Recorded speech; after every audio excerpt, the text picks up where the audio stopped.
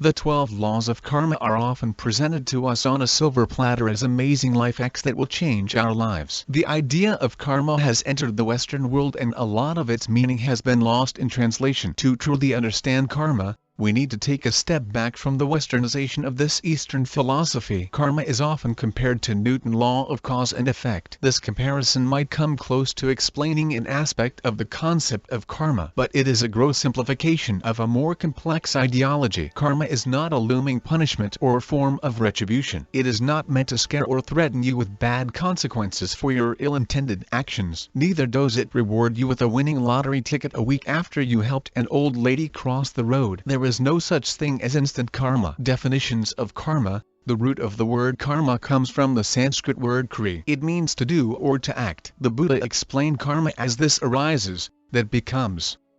It is not exactly the same as cause and effect. It is more circular. Take for example life and death. Cause and effect would have us think that we die because we are born. It is almost as if these two concepts are separated, as though they are polar opposites. Karma teaches us that life and death involve each other and are connected, linked. Life implies death, death implies life. Karma in Buddhism, according to the British philosopher Alan Watts, karma in Buddhist and Hindu philosophy translates as the interdependent origination of all the forms and phases of life.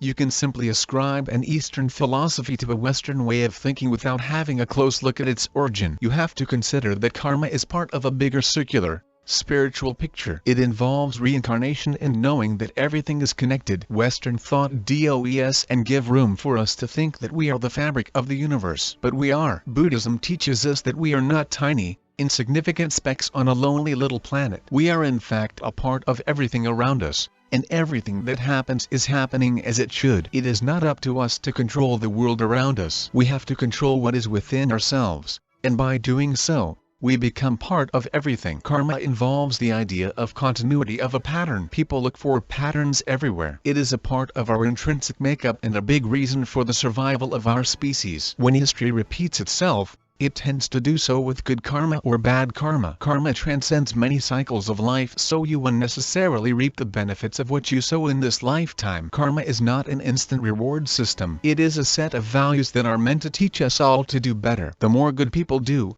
the more good will come of it. You shouldn't be in it for yourself, but for the growth of the greater good. The people in the world will keep changing. They will come and go. But the more people adhere to the teachings of karma, the better the world will become for everyone. Consider a war which has been going on for decades or centuries. The people fighting the war today are not those who started the war. If you think negative thoughts and perform destructive actions, the karmic cycle of negativity and destruction will continue. People need to make a conscious decision to change destructive patterns of behavior. They need to spread loving kindness and good intentions to break the endless cycles of war. It requires higher levels of thinking and similar spiritual values. Everyone needs to make a personal contribution to accomplish the task of bringing about peace in the universe. In a nutshell, karma dictates that if you plant an acorn, an oak will grow. The oak will produce acorns and the cycle of growth will continue. If you plant a rotten seed, nothing will grow. That is karma. 12 laws of karma. The word law is often used for lack of a more appropriate translation. The 12 laws of karma are not laws. They are more like lessons. They are constituents or links in the circular chain life. A chain is only as strong as its weakest link. The laws are meant to educate you to make the necessary changes within yourself, to set you on a path of good karma and free yourself from bad karma, as it were. If the world around you is chaos,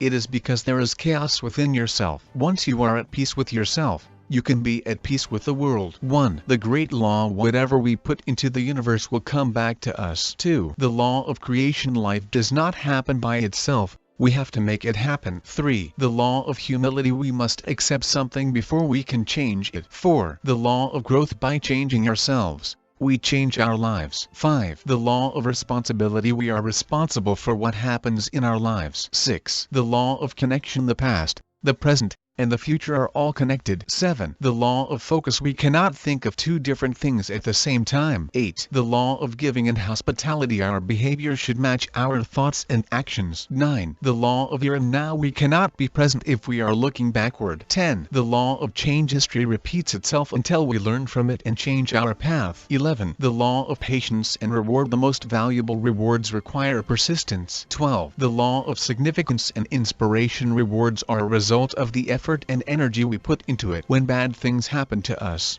we shouldn't think of them as punishment or bad karma. Karmic justice is an opportunity for us to learn a lesson and make the necessary changes to break the cycle. You should manifest your desires and get rid of all lackluster and negative energy. Changing our karma is a gradual process, and what we do today will change our future lives. Regardless of whether you believe in karma and reincarnation or not, there are some valuable lessons to be learned from these teachings. It is a universal truth that a lot of the suffering in this world is a direct result of inaction. Karma teaches us to act, to do. We need to start thinking, acting, and doing good.